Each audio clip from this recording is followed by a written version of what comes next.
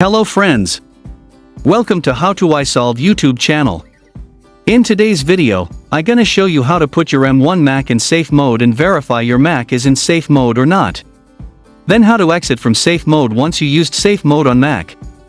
So first shut down your Mac, go to the Apple logo from the top menu, and choose the shutdown option. Now, wait for 10 to 20 seconds.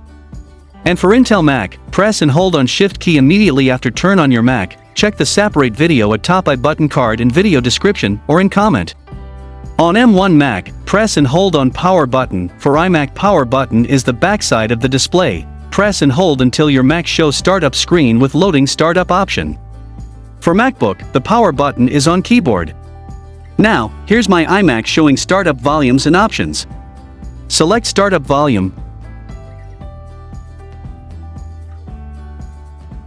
Now, press Shift key from keyboard and click on the option Continue in Safe Mode. Wait for a few seconds, your Mac will see the login screen. With Safe Boot red label at the top right corner of the screen. Might be your Mac again asking for login again. Enter your Mac login password and check the issue is fixed in safe mode. Or whatever your demand. Some people don't get an idea, is in safe mode or not.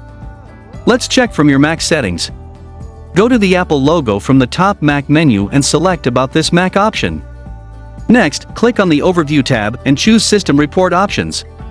Now, select the Software option in the System Report window and see the boot mode value.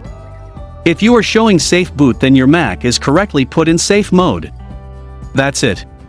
Let's see how to exit from safe mode on Mac. Simply restart your Mac. Go to the Apple logo from the top Mac menu and click on the Restart option. Wait for a few seconds until your Mac sees the login screen. That's it. You are exit from safe mode. I hope you learn how to put any Mac in safe mode and use safe mode for diagnosing the different macOS issues. For more help, comment me.